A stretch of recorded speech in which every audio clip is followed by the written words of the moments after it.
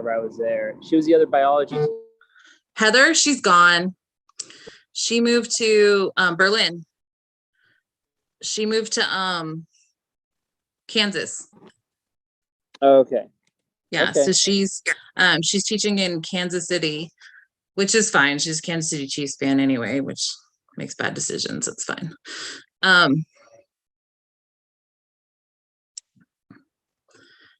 There we go. Okay. Yeah, so she's in Kansas City. I had to mute my stream. And then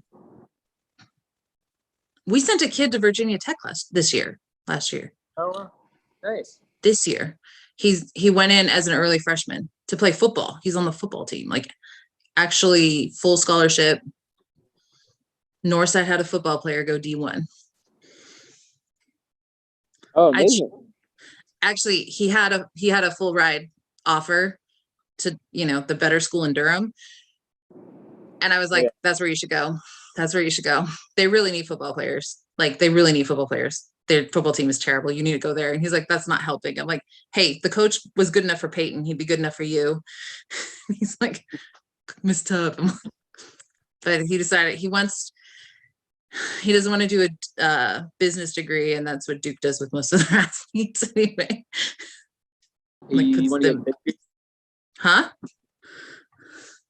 Puts them on the 5-year plan. Yeah. Well, Maria was talking to him, and she said that a lot of the athletes, they major in like some sort of business thing, but they automatically get admitted to get an MBA. So they're there for 5 years, and he wasn't really feeling that. And he likes engineering. And I'm like, well, if you're going to do engineering, it's really hard for me to tell you that Virginia Tech's not the right option.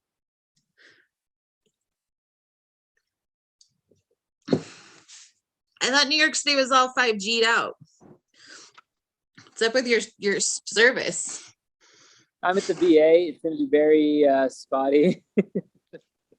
Yeah, I'm on my VA rotation right now. So you're going to have, so I keep getting like all these texts from residents about questions. So I might be in and out of responding to them. Sorry. No worries. All right. So, I'm going to introduce you to everyone. So, today we have a really special guest who is one of my favorite people on the planet. And he used to teach biology here at Northside before he decided he wanted to go be a big, powerful doctor and be a superstar in the medical field. And he he is an amazing person. So I'm going to let him introduce what it is that he does, but his name is Dr. Ashray Maniar, and he's super awesome. So here he is. Well, hello, everyone. As soon as I get that PhD, I'm going to be, no, it's Dr. Tough. Every chance I get. I mean, I did make everyone Northside call me Professor Ray, which I liked more than. But yeah, so I'll introduce myself. I'm Ashray. I'm one of the, I was a ninth year biology teacher at Northside. It was an incredible time. I don't know if the Duke basketball is still there in the trophy case, but if so, that is my doing of implanting Duke basketball into Northside High School. But I'm currently now a hematology oncology fellow at Columbia University in New York. Right now, I'm at the VA hospital up in the Bronx, and then my actual hospital, the Columbia one, is in Washington Heights, which is like the northern tip of Manhattan. So prior to that, I did training at Oregon Health and Science University in Portland, Oregon, and did my med school in West Virginia, where I'm from. And that's me. So what is it that you do in a medical fellowship? Yeah, so, I'm sure you've seen doctors all over TV, and that there are different routes to get into a specialization. So let's take Anthony Fauci, for instance. He's an infectious disease doctor and an allergy and immunologist doctor. So once you your path generally is you kind of start at the base, which is med school, and then you go through your residency, which is where you get to do some degree of specialization. We can say broadly, people are either going to go into something where they're doing surgery, or they're going to be going into something where they do medicine-based stuff, which is non-surgical specialties, let's say. From there, some people just stop there, and they're kind of a general medical doctor, or general surgical doctor, or general pediatrician, and they go practicing in a clinic or hospital. But other people want to continue to specialize more and treat kind of advanced types of diseases, like a cardiologist treats only heart conditions. So I treat any kind of blood disease, and then I also treat cancers. And they can be blood-based cancers like leukemia, or they can be things that are solid cancers like lung cancer, pancreatic cancer, colon cancer.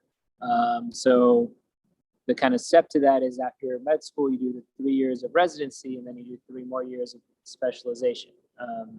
And so that's kind of the part that I'm in. And then once I'm done with this, hopefully I will be able to see patients kind of without having that person that's been in medicine for a long time help teach me along the way, because since there's so much information, it's kind of a continually learning thing, and you need to have people teaching you every step of the way. And even when, and really the goal of it all is to know the right teacher, so that when you're there by yourself, you can text your teacher to ask them what you should do. And that's always a good thing to keep in mind, is always keep in contact with good teachers throughout, because you will constantly be contacting them. That holds true for probably any job you do. So what is some of the most exciting news on the cancer front that you can share with us?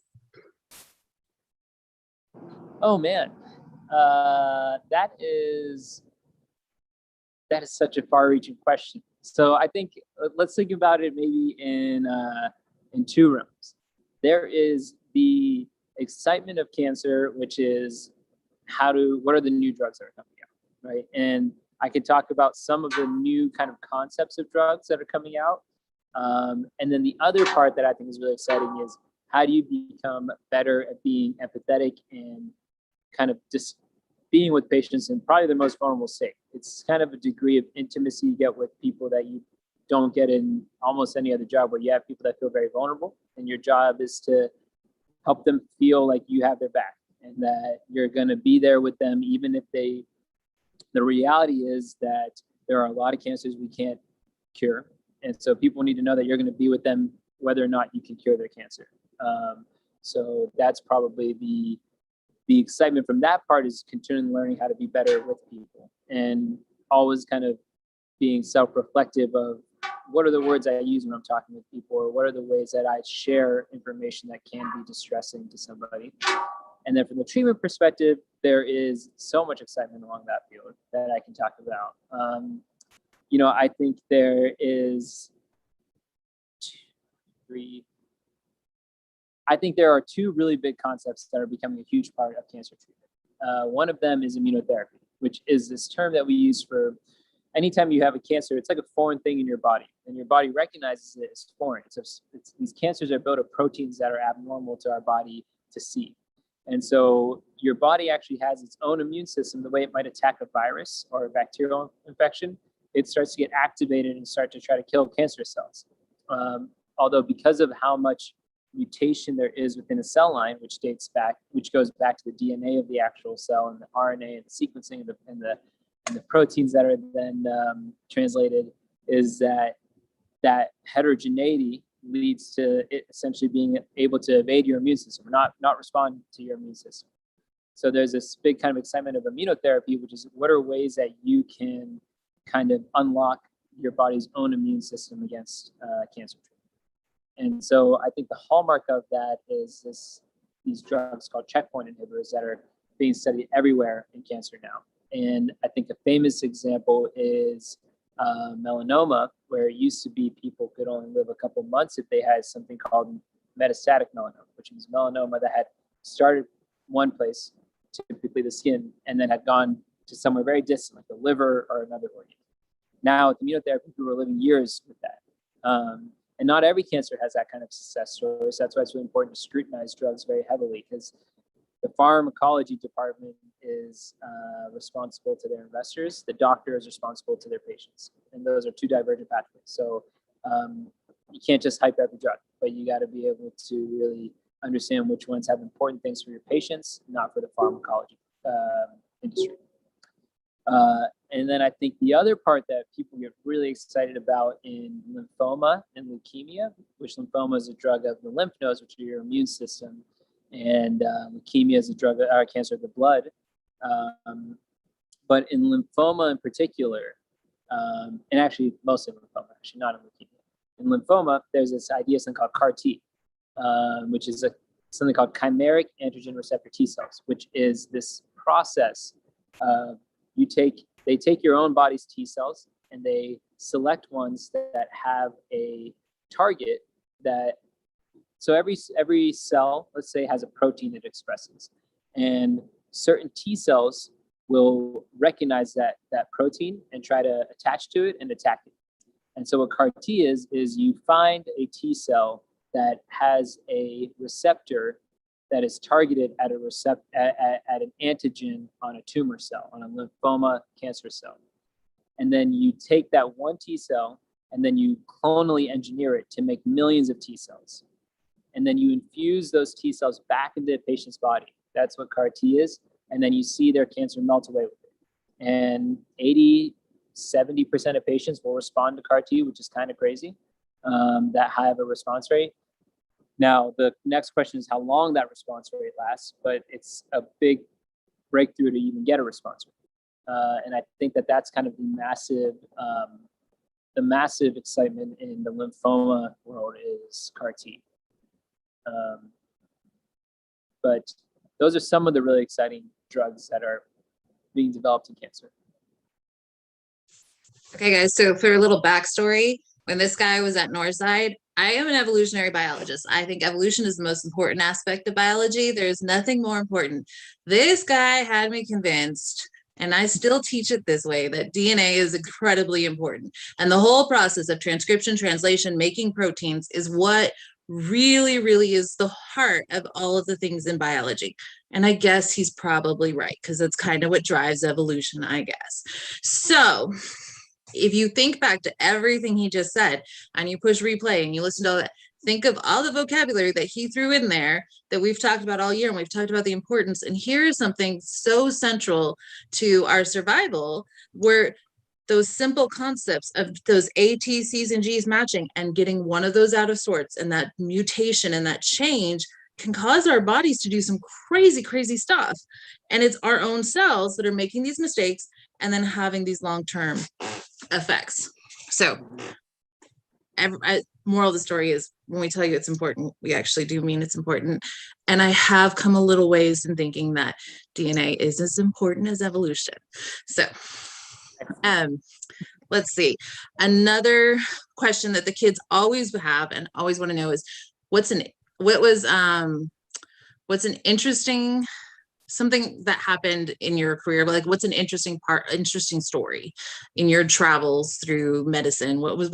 Give us an interesting story, like some sort of random case that really kind of sticks in your mind, or a crazy day. What's the most interesting story you have? Or the first one that comes to mind? Yeah, I gotta think through some of these, because there are interesting patients because of how funny they can be to you and how relatable they are. And then there are interesting cases, which is like wild medicine cases that you rarely see. And I'll tell you that most of the people that I'm running through my head are patients that impacted me, which more so than the diseases that impacted me. But let me think a little bit about some crazy cases that we saw. And I'm not going to count COVID, because in March of 2019, right? 2019, yeah, 2020, the first COVID patient I saw, that was all obviously crazy, and that led to a crazy year of being a doctor, but very different than the typical type of craze that I think we would that we're talking about here. Well, I think the craziest thing is probably the thing that there's not a lot of things that if you're an oncologist and you're on call at night, you have to get out of bed for to come to the hospital at. But there is a particular type of cancer called leukemia. In particular, there's this one subtype called APML, or acute promyelocytic leukemia. And we were talking a little bit about DNA and chromosomes and everything. And it's actually the result of one chromosomal translocation of 15 and 17 switching. And related to that is you get this leukemia that is massively aggressive. So we have before 2008, people that had this type of leukemia, this translocation 15, 17, would live maybe 2-3 months. And they would come in and they would have, anytime you get somebody's blood and you're looking at blood counts, so you're looking at for is how many white blood cells do they have, how much hemoglobin do they have, and how many platelets do they have. Those are kind of the typical 3 cell lines that we're looking at. When people have APML, sometimes they come in with white counts that are as high as 100,000.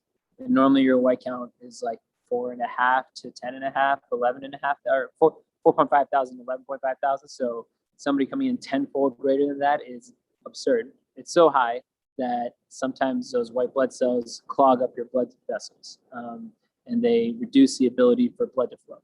So he came in, he was a kid, he came in with that. He came in with a hemoglobin of like 3.5, I believe, from a baseline that should have been around 14, because he's like a 22-year-old kid. And then he had platelet counts that normally are 150 to 450,000 that were down to about 10. And all their electrolytes are out of control. He's bleeding from his mouth. So he has APML, very classic presentation. So you come into the hospital, and believe it or not, the treatment for it is extremely high dose vitamin A. Or it's called all trans retinoic acid. You might have heard retinoic acid if you use them have retinoic acid within them, or retinol. And so this is a form of retinoic acid. So the same type of like face cleaner that you use, that main ingredient there is a vitamin A derivative, is also this drug that is used in in APML. And so you start it, and if you can support them over the first week, which is really a dramatic up and down swing with them, which we were able to in this case, we were able to normalize his white count from 100 something thousand down to about 10. His hemoglobin slowly came up, his platelets came up, and this is after needing to be intubated and had all these infections and everything. But 2.5, 3 weeks later, following his hospitalization, of course, he was able to go home with the normal white count. And now several years later, he's cured of his disease. And it's a pretty incredible thing, because before, about 90% of patients used to die from this disease very quickly. And now, if you can help people live the first week where it's really dramatic, 90% of them survive for years. So that's a pretty powerful one, I think. That was kind of crazy, I guess. Yeah. What drives you in your job? What makes you get up every morning and put in ridiculous hours to do this? What's your drive? I mean, you have to like people, and you have to hope that people are inherently good, and that there is worth in helping. And I think some people want to be doctors to save lives, and that's an important part. That's a key part of why we're doctors. But I think the other part is wanting to be there for people even in the end of their life. So I think both of those things, because when you come to a hospital, it's scary. You're not in your own bed. You don't really know the landscape. You don't know any. So you need somebody that's going to be there with you, whether you are going to respond to your treatment or if you are in an unfortunate predicament where you might die in the hospital. And so being able to help people feel that you'll be there with them no matter what, I think is kind of what drives me to stay longer or go there, is because there are people that are depending on you to be there for them. And that's probably the biggest thing that drives me to come, is that the people that are here, sometimes, I mean, obviously they have incredible nurses, and obviously they have incredible, but that's also our job, is to be there too. So you kind of touched on this a little bit, but as students, the students who are sitting at Northside and watching this video, their lives were completely disrupted, and things happened very differently than they had intended. What are some ways that COVID changed your path or impacted your path? I know there's a million, you work in medicine, but what are like some of the big ways that changed how you went about learning? And I also, I apologize if my phone dies while we're here. It's at 10% now, so don't get upset at me if it dies out on me. I'm still rocking the 2000 and iPhone 7 is what I got. So residents and fellows don't get paid that much. So just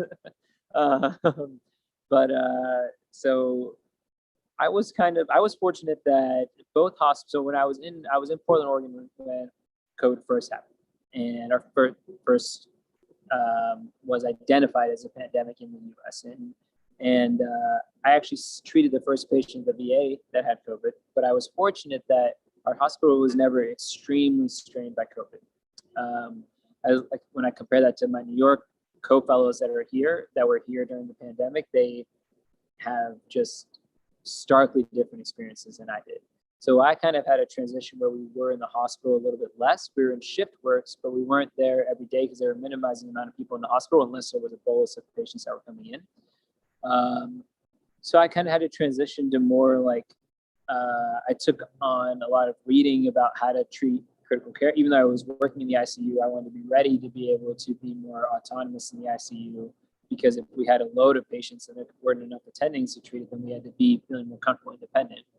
So I took a lot of time really getting the ins and outs of how a ventilator works, and which is crazy because, just a brief aside, the way you normally breathe is that there's negative pressure. So when you take that breath in, you're creating negative pressure in your chest so that there is a drive from pressure to go from a high pressure to a negative pressure gradient. So that's the way air flows. When you put somebody on a ventilator, you completely reverse the physics of breathing. So rather than you can't create negative pressure by expanding somebody's chest wall artificially. So essentially what you're doing is you're driving positive pressure in their lungs, and you're creating a much higher pressure gradient atmospherically to drive air into their lungs, which is why it's so uncomfortably on a ventilator, because it is completely anomalous to how we breathe. But anyways, because of that, there's a lot of complications that come with the ventilator. So that was kind of one thing that changes. I just spent a lot of time understanding how a ventilator works, so I can feel more comfortable using it on my own. And then when I got here, the hospital system was obviously I got to New York in July, which we were at kind of the point where things had improved. And then when I was here in the fall, there was a lot of strain because there was another kind of second wave of COVID in New York. Again, I was fortunate not to be repurposed into treating a lot of COVID patients. I was still mostly treating cancer patients. So I think the way it changed for me is probably the way it changed for a lot of you, is that I didn't see my family as much outside of my wife, because she's obviously at home, but I didn't see my parents as much, my sister as much, didn't get to see our friends as often. Lived in a city that you had a little bit of living space because you're supposed to always be outside your apartment, and had to figure out how to be cool with living in a very tiny apartment where you can't go outside and do fun things. So I'm very excited for this summer to actually go live in New York. So I think that's kind of the major changes that happened. You had to be willing to make an inconvenience for yourself for the hope to help others. I think that's what COVID showed us, that there's people that will not inconvenience their life for somebody else, and there are people that will. You definitely be on the side of the people that will inconvenience yourself a little bit for the better good. Agreed on that, very much so. Well, I don't want your phone to die, so let me go ahead and just end our stream with the kids, because I would be really sad if in the middle of your story things ended. So thank you for joining our kids, our classes today, and sharing your journey. We do appreciate that. It's good to see your face again. I miss you so much. And so thank you for joining us. And I'm going to go ahead and end the stream in just a minute. Thank you so much. It was great. Thanks everyone for listening. Are kind of listening. I don't know if you're actually listening though.